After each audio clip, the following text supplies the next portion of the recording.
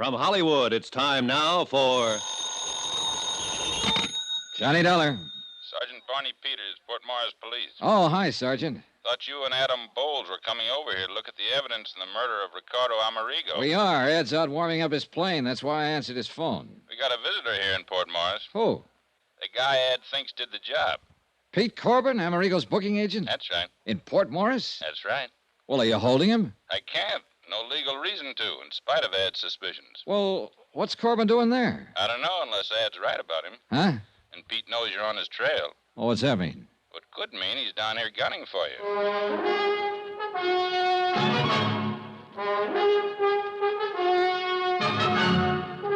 Tonight and every weekday night, Bob Bailey in the transcribed adventures of the man with the action-packed expense account, America's fabulous freelance insurance investigator. Yours truly, Johnny Dollar.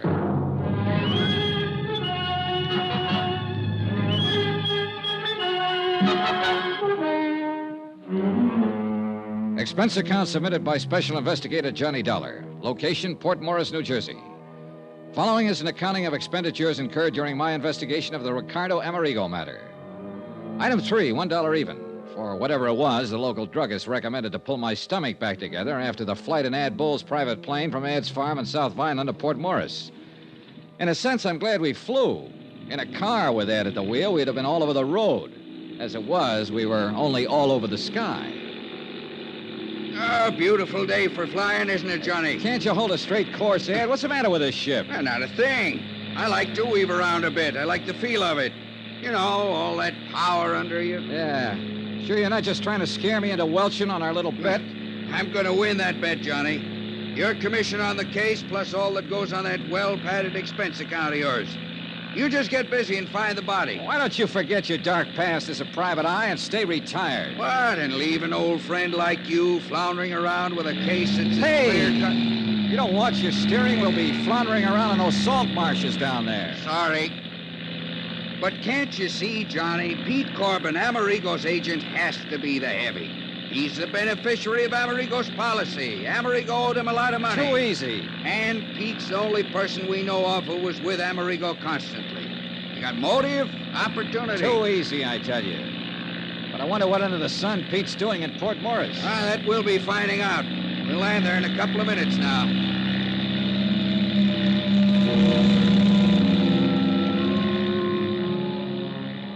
The little town of Port Morris was set on the edge of one of the wide salt marshes that border a lot of the South Jersey shore. Just a vast expanse of salt hay indented with little coves and inlets. Soggy, swampy country. Ideal breeding place for the famous Jersey mosquitoes. And I guess for me, the ideal breeding place for trouble. Sergeant Barney Peters met us at the mucky little landing strip just outside town. And we headed out on a narrow, muddy road across the marshes. Yes, sir, Mr. Dollar. If I were you, I'd try to pin down this Corbin. Where is he now? Back in town. Got Alf McCracken keeping an eye on him. Alf's the boy you saw Amerigo crash through the bridge that night, you know. Barney, I still wish you'd cooked up something to hold him. But what, Ed? Sure, Ed. Every bit of evidence you think you've got on Corbin is purely circumstantial. What else have you got to go on, John boy? Oh, we'll see. We'll see. After I have a look at the bridge Amerigo busted through in his car. It's just up ahead a bit. Crosses the Lucky Hoe Creek. I'd also like to know who could have... Well, I'd like to know what could have happened to his body. To that $30,000 Amati violin. You'll see. Just keep in mind that there's a mighty big flow of water in the creek from the tide coming in and going out. Tell me, Sergeant. Johnny, I checked it. Huh? Tide had just turned, was on its way out to the ocean at the time Amerigo's car went over the bridge. Right, Barney? That's correct, Ed. Right now, though, it's probably about as low as it'll... Whoa! What's the matter? Just pulling over to let this car that's coming past us. Otherwise, one of us might sheer off into the swamp. Yeah, these roads weren't meant for two-way traffic. Darn fool's coming pretty fast for a road like this. If he isn't careful... Hey, look, Pennsylvania plates. Huh? He's right. That's Corbin's car. Corbin, huh? Swing across the road. Block him. Quick! Son of a gun. Oh, no, where's Corbin, all right? Well, then swing around. Go after him. On this road, he'd slide off into the swamp so fast. By the time we go on up to the bridge and turn, he'll be halfway back to Philadelphia, blast him. Well, we had the bird in hand and didn't know it. What are you going to do now, Johnny? Just exactly what we started out to do. You're losing valuable time. Now, if I were still in this Ed, racket... why don't you stay retired? We drove slowly on up to the bridge, stopped and got out. And although the tide was almost low now, it was easy to see how that rush of water would easily carry a violin or a body or most anything right out to sea. Or could it? The tide was running this same way when it happened. Out. Yeah. And the current was a lot stronger than it is now, so you can imagine what it would... Huh? Yeah. What's the matter, Johnny? Well, that big bird nest, whatever it is, down there at the side of the creek, 50, 60 feet. Oh, that's just where the reeds and hay got matted up. It does look like... Hey. Yeah, if that isn't a fiddle case propped up on top of it. Sure looks like one. Sure it is. Sure, the tide was higher then. The fiddle's stuck in those reeds. Wait here. Well, now, Johnny, don't you come back here. Dollar! Dollar, it's like quicksand. Stay out of it. Oh, you darn fool. It was Come like on back. quicksand, too. You'll never make it. Black, gluey muck. And I sank into it up to my knees. I almost had to swim through it, hanging onto it, pulling myself along by the reeds and bulrushes. But half of this case hung on that $30,000 Amati violin, and I wasn't going to let it slip out of my hands. A couple of times I dropped into soft holes, almost up to my shoulders, but somehow I kept going. Pulled the fiddle case off the pile of matted weeds and started back. But I'd used up most of my strength. With only one hand to pull myself along, to... Ed! Johnny! Johnny, try and grab this rope. Here! Can't reach!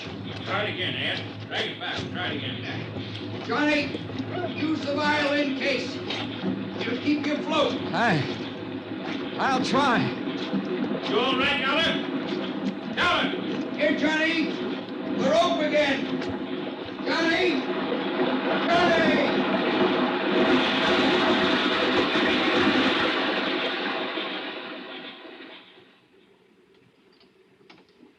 I hadn't passed out.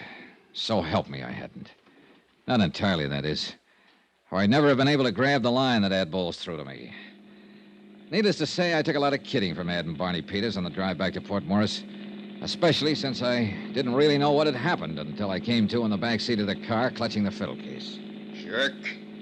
If you'd held onto the rope with the death grip you have on that violin case, we'd have got you out of that muck before you swallowed half the salt water in that inlet. Yeah, sure. I'll say this for you, Mr. Dollar. You don't give up easy. The fiddle. The $30,000 Amati. At least I had half of this miserable case in hand in my hands. There'd be no insurance collection on that violin. And then I saw it. Well, what's the matter, Johnny? You passed out again? No, Ed. You should have cleaned me up before you piled me into this car. What? Look, Oh, what is it? piece of shirt. Ricardo Amerigo's shirt. Is that? Yeah, look, monogram on the pocket, R.A. And what looks like bloodstains. Hey, you're right. Where'd you get that? I must have picked it up when I picked up the fiddle. Well, at least it proves that Amerigo went down with his car. No doubt of it. What I didn't tell him was that the piece of cloth from Ricardo Amerigo's shirt was fastened to the violin case. Deliberately put there. But by whom? By Pete Corbin, Johnny. That's your man. Are you listening? Yeah, I'm listening. Beneficiary, confidant, caretaker of both Ricky Amerigo and his car. Who else could have sawed through the steering bar that made the car run off the bridge? And a guy who was smart enough to have it happen in this godforsaken salt Now, marsh. just a minute, Ed. Okay, Barney, in the heart of sunny southern Jersey, where he expected nobody'd find car or body or even the fiddle until long after the insurance claim was met. Thanks to a tide that'd carry everything out to sea.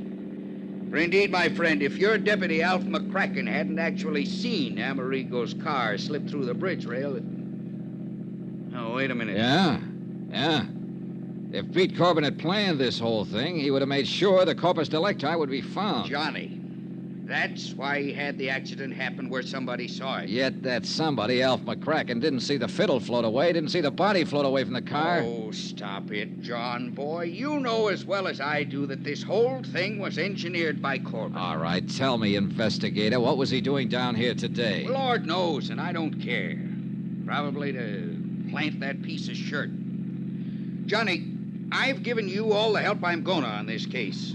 From now on, you either follow my tip and lose your bet to me, or you don't and give yourself a black eye with insurance company. Phooey. Johnny, Oh, yeah, Barney. Ed's a good detective. He'd have to be to retire on that nice farm of his over in South Vineland. He even broke a burglary case for me once here in Port Morris a couple of years ago, one I couldn't break myself. Pastime. But you've got guts.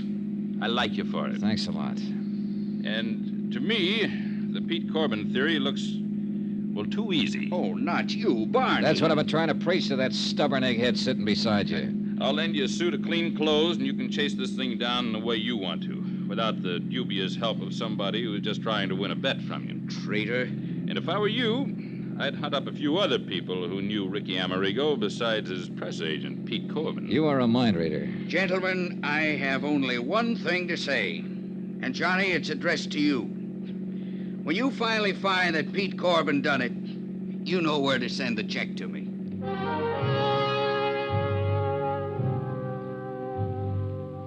At Port Morris, we learned that Alf McCracken had lost track of Corbin when the former dropped in at Osborne's Oyster House for a dozen and a half show.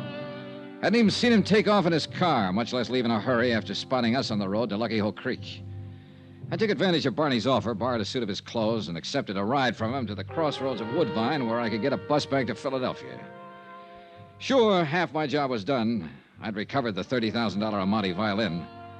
But I could still hear the oh-so-pleasant voice of Ad Bowles, ex-investigator, not so retired. You know where to send the check to me, Johnny boy.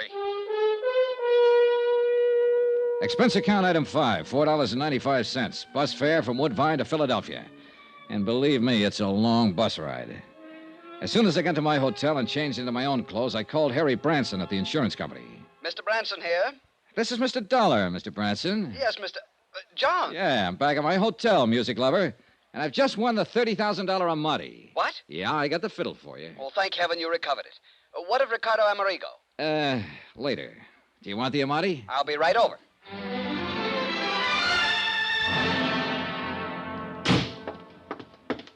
Where is it, John? Where is it? Right here, Harry, right here. Case, bow, and all. Oh, thank heaven. And by some miracle, it's dry as a bone and all in one piece. Voila. Oh, thank heaven. John. John? What's the matter? This? An Amati? Oh, no. Oh, no.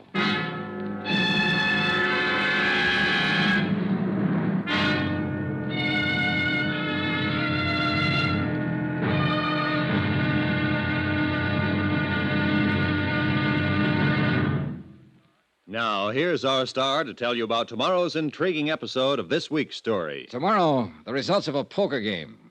And believe me, there are times when the cards can be really stacked against you. Join us, won't you? Yours truly, Johnny Dollar.